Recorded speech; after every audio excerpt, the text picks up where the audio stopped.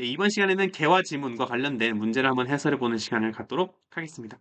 오답을 제가 다 일일이 설명하다가 지금 다시 촬영하고 있거든요. 영상이 너무 길어져서 정답만 먼저 설명하고 혹시 오답인 것들은 제가 질문을 해주시면 댓글로 설명해드리도록 하겠습니다. 아시겠죠? 자, 먼저 4번 보도록 하겠습니다. 윗글에 대한 이해로 적절하지 않은 것은 이라고 되어 있는데 정답은 4번입니다. 과학 정신이 사회에 자리 잡으려면 정치적 변혁이 선택되어야 된다? 아니죠. 옌프가 뭐라고 했냐면 과학 정신이 전제되어야 된다라고 표현을 했습니다. 그래서 4번의 정답이 4번입니다. 자, 그다음에 5번으로 넘어가서 대화에 대한 이해로 적절하지 않은 것은 이라고 되어 있는데 정답은 5번입니다. 대한매일신보의 발간에 이르러서야 국가의 주권과 결부한 개화 개념이 제기되었다는 아니죠. 우리 이 문단에 보면 한성순보 이야기 나오는데 한성순보에서 주체를 둘로 설정했죠. 인민, 통치자. 그죠? 인민의 역할이 국가의 독립 주권의 소중함을 깨닫는 거였습니다. 그죠? 그래서 5번의 정답이 5번이 되겠습니다. 그 다음에 6번 천두시와 장진마이가 모두 동의할 수 있는 진술이라고 되어 있는데 천두시는 과학을 좋아했고 장진마이는 과학적 방법은 인정하나 인생관에 있어서는 중국 전통 가치관을 수호해야 된다라고 이야기를 했죠. 그래서 그 둘, 천두시와 장진마이가 둘 다 동의하는 것은 과학적 방법입니다. 그래서 과학적 방법이 나와 있는 선택지가 3번 아니면 5번인데 정답은 3번입니다. 과학을 이용하는 과정에서 문제가 발생했다 하더라도 과학적 방법을 부정할 수는 없다라는 게 포인트가 되겠습니다. 그죠? 그 다음에 7번을 보시면 기역과 니은, 기역은 박은식이고 니은은 천두슈입니다. 가장 적절한 것은 정답은 2번입니다. 기역 보시면 기역은 주체인식의 준거가 서양 근대 문명의 주체라는 인식에 반대했습니다. 그죠? 주체인식의 준거가 서양 근대 문명의 주체라는 것은 대한자강회의 입장이었습니다. 그죠? 그래서 거기에 대해 반대하고 있었고요.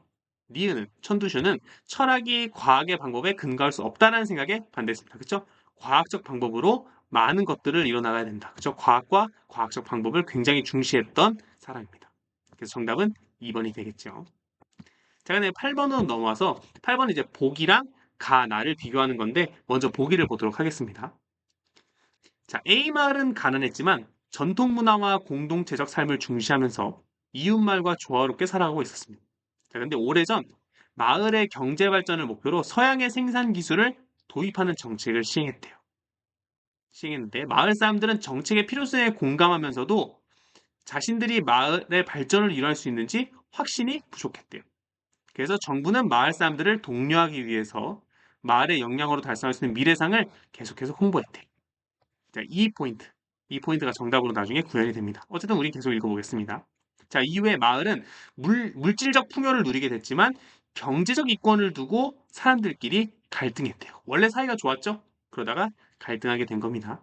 격화된 경쟁에서 A 마을은 새로운 기술의 수용화를 우선시했고, 과거에 중시되었던 협력과 나눔의 인생과는 낡은 관념이 되었다. 아하.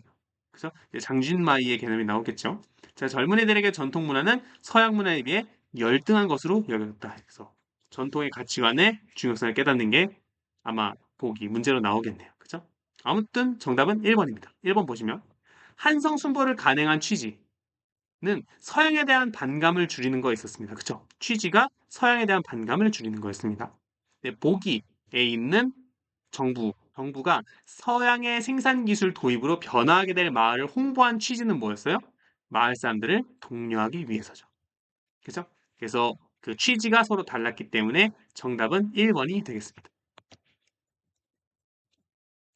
네, 자, 그 다음에 9번으로 넘어와서 A와 문맥상 의미가 가장 가까운 것은 이라고 되어 있는데 이 문제를 풀 때 이런 문맥상의 의미를 볼 때는 서술어 자릿수와 의미 파악을 봐야 됩니다. 먼저 서술어 자릿수를 한번 파악해 보시면 지문에 있던 거였죠? 사상이나 철학이 과학의 방법을 이용하지 않으면 여기는 이제 이어진 문장의 앞부분이니까 떼고 공상에 그칠 뿐이다. 이죠. 그죠? 공상에 그칠 뿐이다. 그러면 주어가 뭐예요? 주어는 이어진 문장의 주어죠. 사상이나 철학이 공상에 그칠 뿐이다가 핵심 구조입니다. 그죠? 주어가 뭐뭐에 그치다. 그죠? A가 B에 그치다. 주어, 부사어가 필요한 거죠.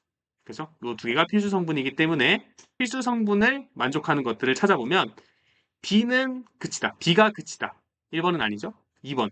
학교가 16강에 그치다. 16강이가 빠지면 의미가 이상하죠? 학교가 그치다? 그죠? 그래서 정답은 2번이 되겠습니다. 요것만 맞아볼까요? 자, 3번 같은 경우에는 울음이 그치다. 주어만 필요하죠? 4번. 말을, 그는 말을 그치다. 그가 말을 그치다. 이건 주어 목적어 서술어네요. 그죠? 그다음에 5번 보시면 사람들은 불평이 그치다. 불평이 그치다겠죠? 그래서 주어만 필요합니다. 그래서 정답은 2번이 되겠습니다. 자, 그럼 다음 시간에 더 좋은 내용으로 찾아뵙도록 하겠습니다.